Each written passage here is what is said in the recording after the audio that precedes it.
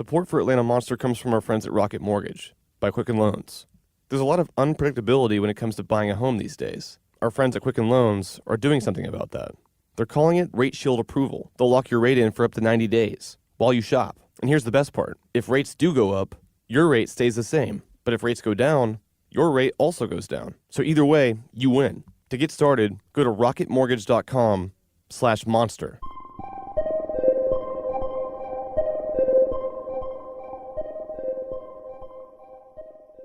Welcome to the special summer series of Atlanta Monster. I'm your host, Jason Hoke. In this episode, we dive deeper into the story of Sidney Dorsey, a legendary figure in Atlanta law enforcement, a figure with continued connections to the Atlanta child murders, and someone responsible for shooting the sheriff.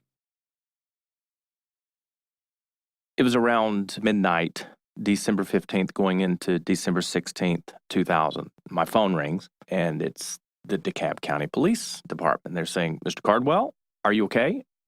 And I said, "Yeah, I'm okay. Would you please come to your door?" So we slowly walked to the front door. I open the door, and there's a half dozen police officers standing in the miserable rainy night in front of me. The water's dripping off the brims of their hats, and it's a bevy of local law enforcement. And they said, "Mr. Cardwell, the sheriff-elect of DeKalb County, Derwin Brown, was shot and killed an hour ago in his front yard. He's dead, and quite frankly, we expected to find you dead too." It's surreal, but it was reality. And they said, "We need you and your family to get some clothes together because we believe we're just simply moments ahead of whoever it is that wanted the sheriff dead. They want you dead. They want J. Tom Morgan dead. There are a number of people that they had on a hit list." And you're thinking, oh my God, that's unbelievable. That's impossible. That could not, you can't be telling me, wake me up. In Atlanta, another body was discovered today, the 23rd. At police task force headquarters, there are 27 faces on the wall, 26 murdered, 1 missing. We do not know the person or persons that are responsible, therefore we do not have the motive. From Tenderfoot TV and How Stuff Works in Atlanta. Like 11 other recent victims in Atlanta, Rogers apparently was asphyxiated. Atlanta is unlikely to catch the killer unless he keeps on killing. This is Atlanta Monster.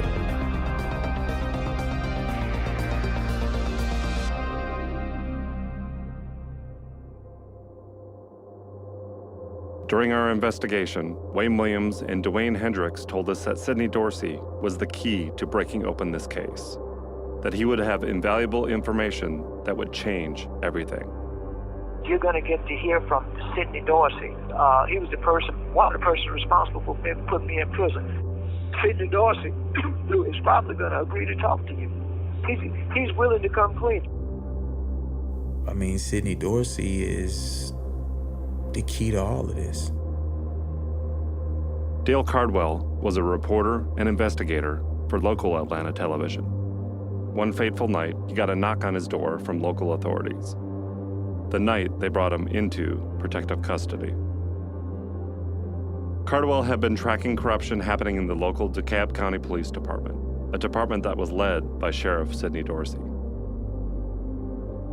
If you'll recall, Sidney Dorsey was part of an effort in the late 90s and early 2000s to reopen the case, along with Officer Lewis Graham. Both Graham and Dorsey did not believe Williams was responsible. I frankly don't think that Wayne Williams has killed anyone. That's former Atlanta homicide detective Sid Dorsey, who was with the task force that put Williams behind bars. He's one of an unlikely group of people in the criminal justice system, now coming forward to say Wayne Williams did not commit the Atlanta child murders. I have never thought that Wayne Williams was guilty of any murder. That has not changed. One of those dozens of killings. Not one.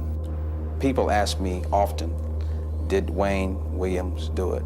And I says, no. Jones disappeared in August 1980, close to this inner-city strip mall. Hours later, he was found near a dumpster behind the mall, strangled, wrapped in plastic. There was a young man who claims to have witnessed the murder of Clifford Jones. Dorsey says an alleged eyewitness described the strangling of Jones and identified the strangler, not Wayne Williams. but a man named Jamie Brooks. I've always lived with the notion that Jamie Brooks murdered the child. Brooks later died after serving time in prison for rape, sodomy, and kidnapping. And despite all that evidence, the task force blamed Clifford Jones' murder not on Jamie Brooks, but on Wayne Williams.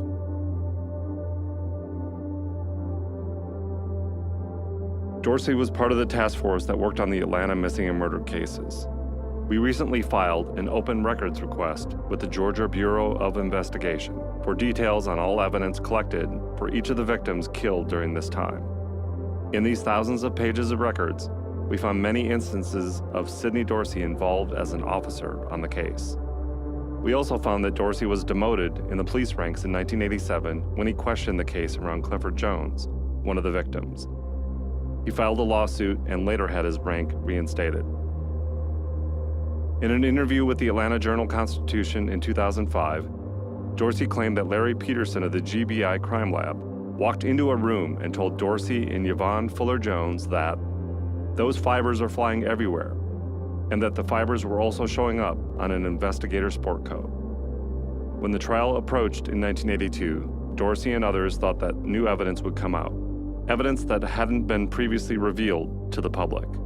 When the fiber evidence was the primary thrust of the prosecution's case, both Dorsey and Graham recalled, "Is that all there is?" Conspiracy theories or not, Dorsey continued down this path of doubt about the Wayne Williams case. Dorsey said Wayne's father Homer called him in 1986, claiming Wayne had been set up. And, like Williams, Dorsey also claimed he received calls from a mysterious female figure. The woman was worried that her husband, a recovering drug addict, might slip off and try to buy drugs, and she contacted Dorsey to tail him. While Dorsey didn't get directly involved, the whiff of conspiratorial talk creeps into Dorsey's narrative. Despite the pleas from both Louis Graham and Sidney Dorsey, the convictions in the Williams case were upheld in 1998, and Wayne Williams remained in prison. The judge ruled that regardless of any evidence not presented at the time of the original trial, nothing substantial had changed regarding this evidence. But why was Sidney Dorsey so important to this case now? What role did he have in the Atlanta child murders, and why is he in a Georgia prison?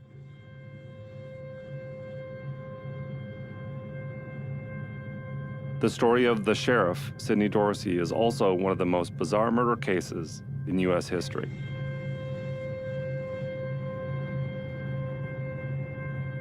Dale Cardwell remembered not only the Atlanta child murders, but also Sidney Dorsey. My name is Dale Cardwell. I spent 25 years as a conventional investigative reporter, most of that at WSB. People trusted that I would tell the story, keep them anonymous if they deserved to be kept anonymous. I remember thinking, why can't they figure this out? Who in the world could be doing this, obviously in such a public manner, and be doing it without anyone catching them? What a lot of people in my demographic thought, okay, they got him. Let's put him on trial, put him away, and let's move on. Dorsey was intimately involved in the investigation. In fact, he was part of the team that was in Wayne's house when evidence was collected. And Dorsey had always been a big personality in Atlanta. I moved to Atlanta in 1996, and you couldn't go anywhere without hearing the name Sidney Dorsey.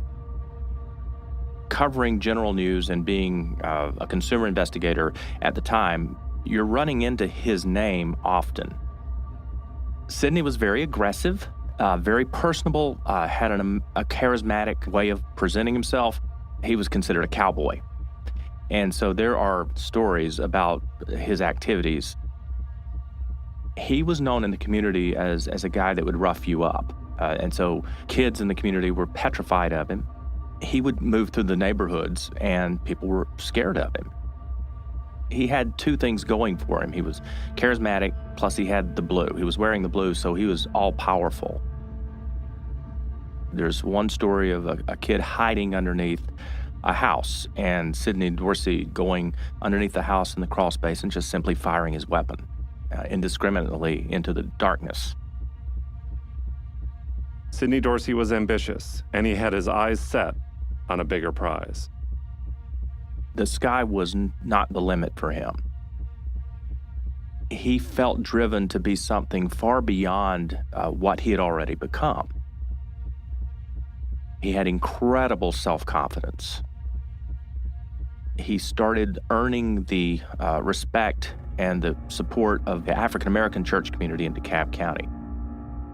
Still, no one dreamed that he could ever topple the system and become the first elected African-American sheriff, not only in DeKalb County, but in the state of Georgia.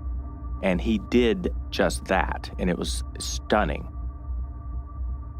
He was this prolific Atlanta homicide police detective in the 70s and 80s at a time when there were very few African-American police officers on the beat. As the white power structure transitioned to a black power structure, frankly, white people wanted to keep their control over that transition. So there were hand-selected African-Americans that were brought into the mix, very capable, but they knew that there were white people that wanted them in those positions. In a sense, that gave rise to the fact that they were untouchable. They were not monitored and managed in the same way that you would normally bring in someone and move them through the police ranks. They were handled with kids' gloves, and they were able to get away with stuff that a conventional officer was not able to get away with. Sidney Dorsey's run as sheriff was not to go unchecked. Though he handily defeated opponent Derwin Brown in 1996, Brown would challenge Dorsey again in 2000. Derwin Brown was a DeKalb County police officer. By all accounts, he was straight-laced. He treated people fairly. He was very involved in his community. He truly cared about the community. He was a very, very pro-union police officer, and so therefore the county management could not stand him. They were at constant odds because Derwin Brown was always trying to fight for police officers' rights, and he was not afraid to be in the lead in that fight. They were okay to keep him in his place. As long as they could control him, keep him as a DeKalb County officer. Yeah, he's rattling sabers and talking about better pay for police officers, but as long as we keep him there, we're okay. They never dreamed that he could break out of that paradigm. And the thought of him running for sheriff and actually winning the office was unthinkable. I was at a Dairy Queen. It was late in the evening, and I'm standing in line, and a guy behind me says, "Hey, you're Dale Cardwell with Channel 2. I've got the story of the year, but I don't think you've got the courage to tell it." And I said, "Oh, okay, try me." And he said, the sheriff of DeKalb County is using on-duty sheriff's deputies to man his private security jobs all over Metro Atlanta, and nobody will do anything about it. He's using on-duty deputies who are being paid by the taxpayers, and then he's dispatching them to banks, shopping centers, all kinds of commercial establishments where the sheriff has private security contracts with those establishments through his side business called S&S Security. And I said, that's crazy. There's no way that he could get away with that. He says, yeah, well, he is, because everybody's afraid of this guy and nobody will bust that story. I was naive enough to think, I'll bust that story. If I can determine that it's true, I'll tell that story. He wanted anonymity, obviously for reasons that Sidney controlled a lot of jobs in the county, and I started digging. It's what I do. And I found that he told me the truth.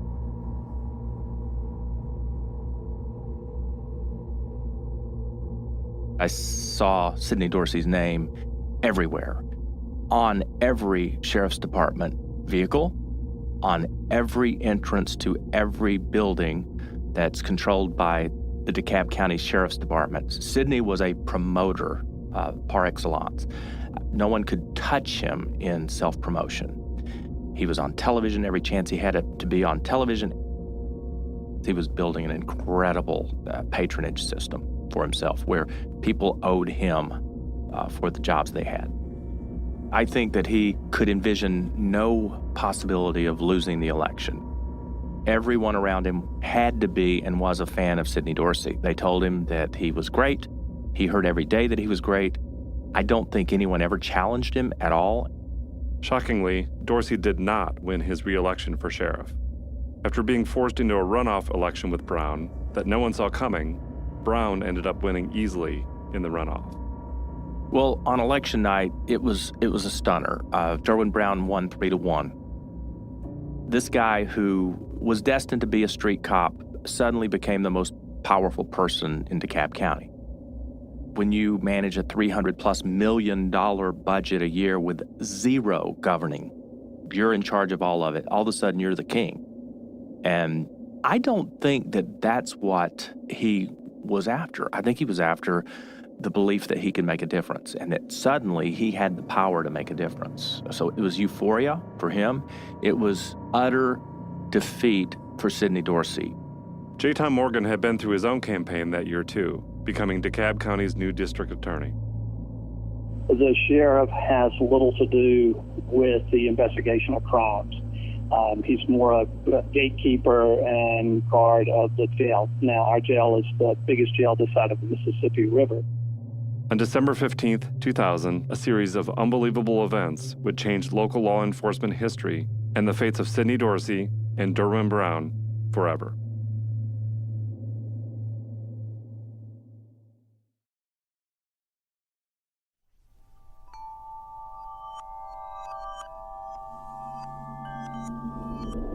If you've been thinking about getting a Simply Safe home security system, but you've been waiting for the holidays when all the tech deals come out, you made a smart move. Because right now, I can get you a great deal on Simply Safe. Order today, and you'll get 25% off any new Simply Safe system. That's an amazing deal. They rarely do anything like this, but they're doing it for our listeners. Simply Safe is great protection for your home and family. They never make you sign a contract, and there are no hidden fees. And with Simply Safe, around-the-clock professional monitoring is just $14.99 a month. I have Simply Safe in my home, and the setup is so easy. And the sensors are so small, you can cover your whole home and never even notice it. And Simply Safe has the best reviews out there. From CNET, PC Mag, Wirecutter, they're all saying that Simply Safe is the best security system out there. So, protect your home today and get a great deal on home security. To get this offer, go to simplysafe.com/monster and save 25% off your Simply Safe system. Again, that's simplysafe.com/monster and save 25% off your Simply Safe system. But hurry, you don't want to miss it. That's simplysafe.com/monster.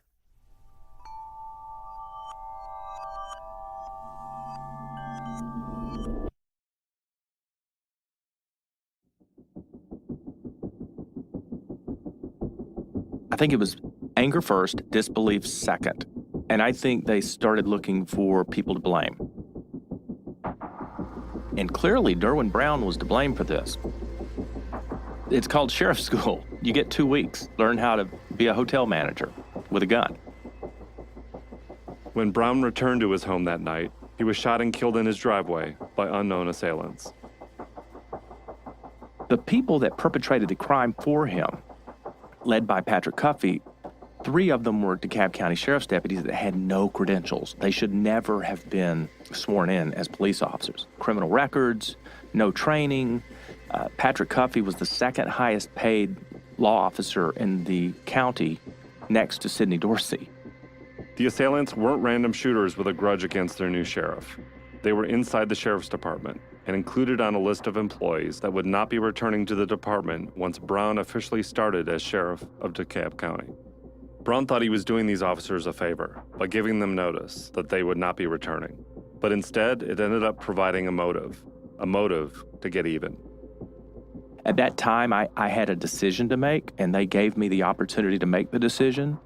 You know, Dale, you're a valuable employee, you're a really good reporter, but no one could expect you to continue this line of investigation. Your life's in danger, it's clearly been threatened. You have the opportunity to move off this story.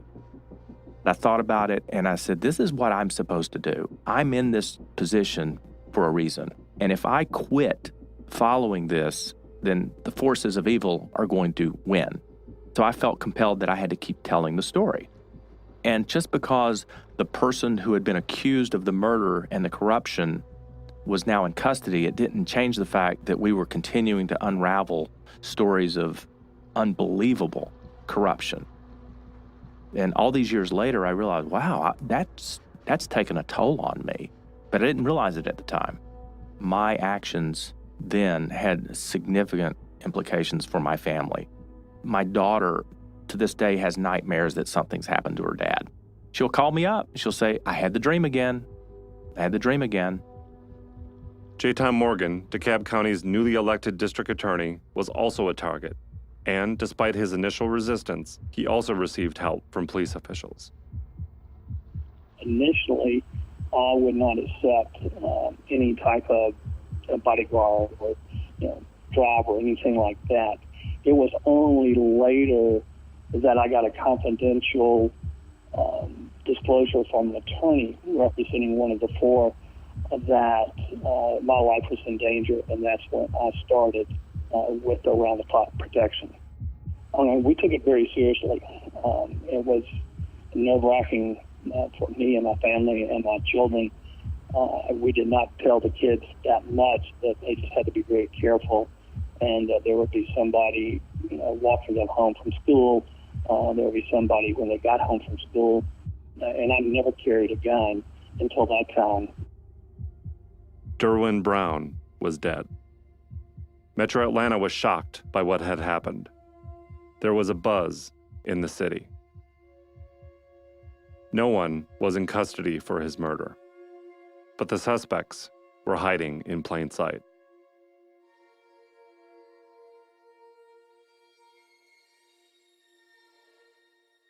Thanks to Dale Cardwell's inside information and his newscast, the public and myself learned more and more about what was going on.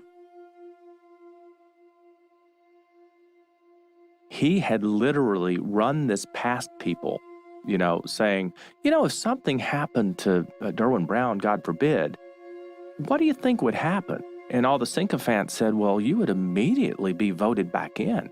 They would appoint you as the interim sheriff, and then there would be a special election, and obviously you're the logical candidate. And he truly believed that that's what would happen. When you have a case like this, you draw a small circle around someone who's been murdered. Going from the inside out, the only person that would seem to have a motive is Mr. Dorsey.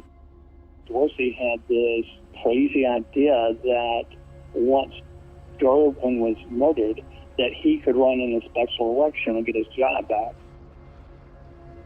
We also sent in Fred Mays, the GBI director. Fred headed the GBI investigation, not only of the corruption, but of the murder. But Fred went into Mr. Dorsey's office and was secretly wired and questioned him. And Mr. Dorsey says, and he thinks he's having a private conversation with Agent Mays, and he says, and I quote, Derwin Brown is the most god-awful son of a bitch I've ever met in my entire life. One of Dorsey's methods of communication was legendary: eating the evidence.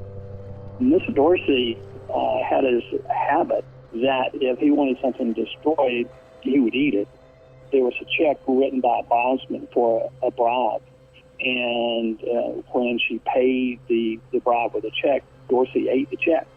He said only pay him cash.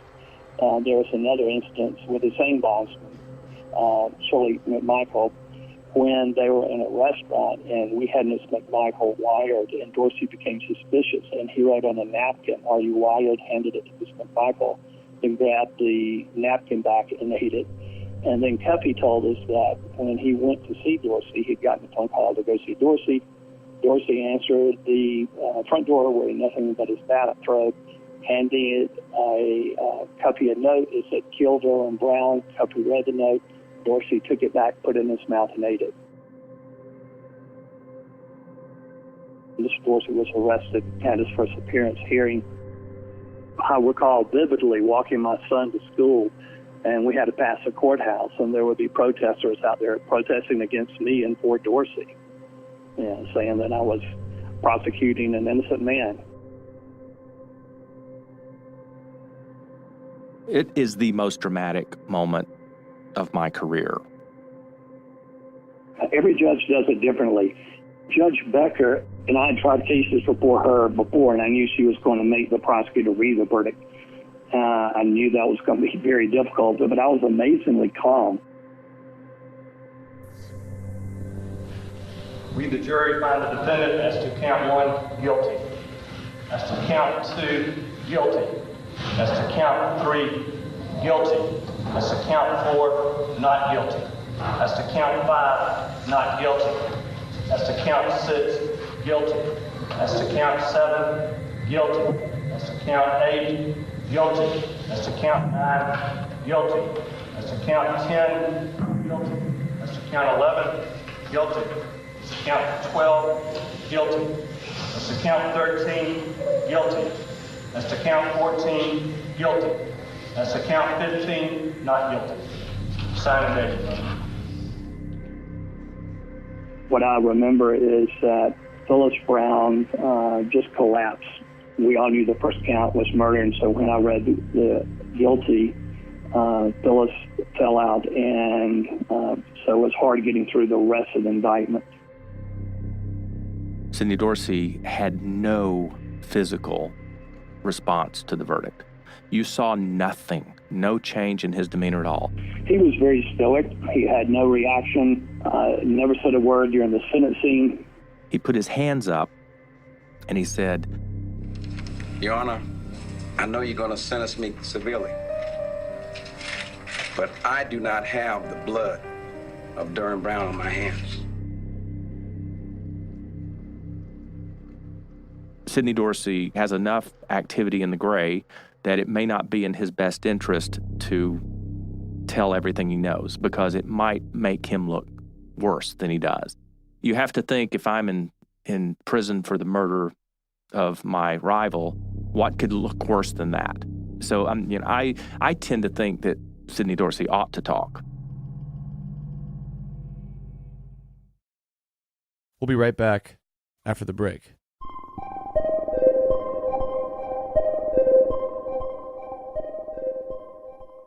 Support for Atlanta Monster comes from our friends at Rocket Mortgage by Quicken Loans.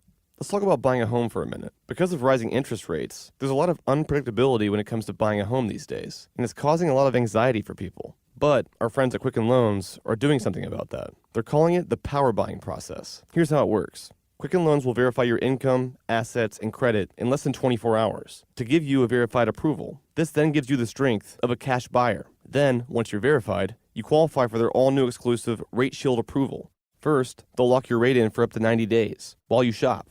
And here's the best part. If rates do go up, your rate stays the same. But if rates go down, your rate also goes down. So either way, you win. So give it a shot. To get started, go to rocketmortgage.com/monster. That's rocketmortgage.com/monster. Rate Shield approval only valid on certain 30-year purchase transactions. Additional conditions or exclusions may apply. Based on Quicken Loans data in comparison to public data records. Equal housing lender, licensed in all 50 states. NMLSconsumeraccess.org number 3030.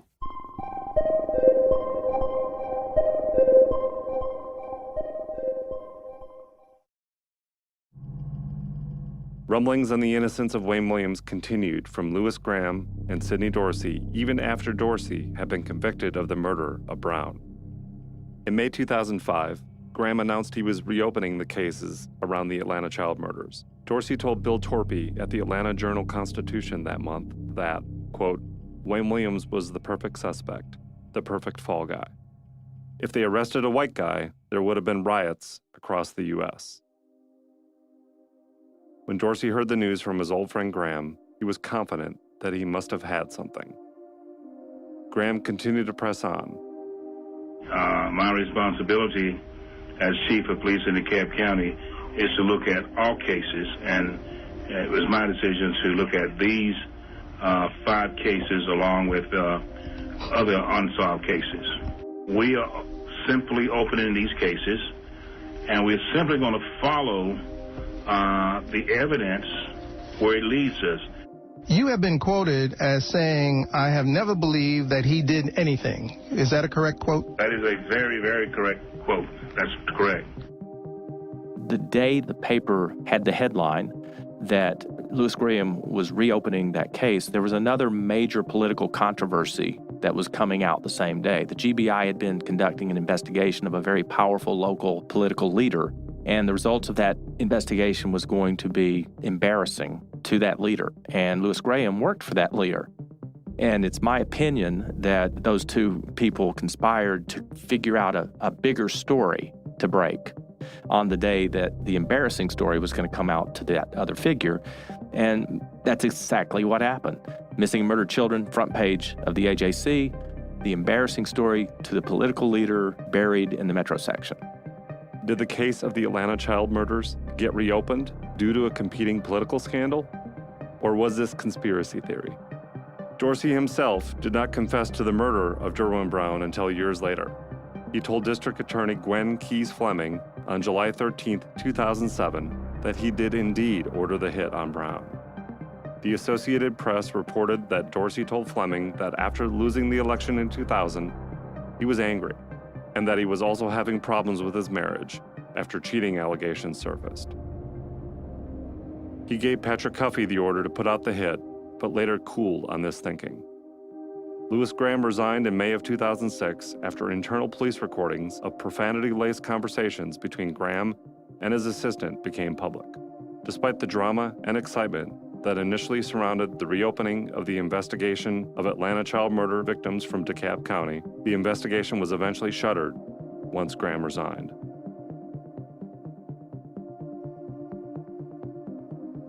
Recently, we heard from Sidney Dorsey again. While we continued to ask him more questions about the Atlanta child murders, Dorsey was still light on details in his follow-up letter sent from prison.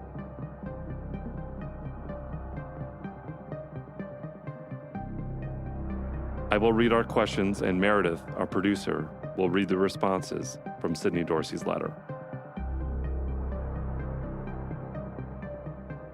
Dear Ms. Stedman, I received your letter dated January 18th, 2018, and I must honestly tell you that I remain challenged to seek the truth. Although locked up behind these prison walls, I want justice for our poor kids and their families. Unfortunately, time and memory is a factor, and its weight must be considered as I address each of your questions. Therefore, please bear with me for a moment as we reopen a cold case. I heard that you fought to keep the Clifford Jones case in the trial as one of the victims. Is this true? If so, could you shed light on your reasoning? I remember the name Clifford Jones, but I do not remember any of the details regarding his case. Please write me back with more details, then perhaps that will help me to remember. Was there another name besides Wayne Williams that came up repeatedly in the investigation? I do not recall any name or names that came up repeatedly during our investigation. However, I advise you to contact the former team leaders and get their input. Did it ever seem to you that someone or some group was not looked into enough? 4 brothers, reportedly members of the KKK, were not thoroughly investigated, in my opinion. And if they were, I have no information. Who would you talk to if you were us? Hopefully to close the door on this tragedy. I honestly do not know anyone in or out of law enforcement that can help you close the door on this tragedy. Perhaps you should consider contacting Welcome Harris, a former team leader who headed a team of investigators, Rosalind Richardson, whose team handled all of the incoming tips, and a GPI agent who also led a team of investigators. I was also a team leader in charge of all crime scene investigation. Finally, Morris Redding was the chief of police and in charge of the homicide task force. Did you ever personally speak to Wayne Williams? If so, when was the last time? I have never seen in person, nor have I spoken with Wayne Williams at any time. Welcome Harris, former major with the Atlanta Police Department, died in 2016. We will reach out to both Richardson and Redding, though neither has made any public comments on the innocence of Williams since his conviction in 1982. Redding was Atlanta Deputy Police Chief at the time and a key figure on the task force. When the guilty verdict was handed down to Wayne Williams, District Attorney Lewis Slayton offered thanks to Redding and others for their work on the case. Despite our multiple efforts to uncover more information from Dorsey, what we received was vague and full of dead ends. I think the man that craved the limelight 20 years ago does not exist anymore. Intimidation, corruption, murder. Sidney Dorsey has been attached to all these things over his many years as an officer of the law. As we all know now, Mr. Dorsey was involved in the killing of a lot of people. He was not indicted in an altercation he had at a gas station. The teenager at a gas station over allegedly spilling gas on Mr. Dorsey's vehicle. And the man winds up getting shot to death. And this is during the missing and murdered children case. In a strange twist of fate, Dorsey's son was murdered earlier this year in a shootout. Well, the son of a former DeKalb County sheriff who is now in prison for the assassination of his rival has been murdered. Clayton County Police found the body of Sidney Dorsey Jr. on North Ridge Trail in Ellenwood, January 29th. He was face down in the middle of the road, shot several times. Right now, police do not have any witnesses or suspects. Dorsey's father is currently serving life in prison for arranging the murder of Derwin Brown after Brown beat him in 2000.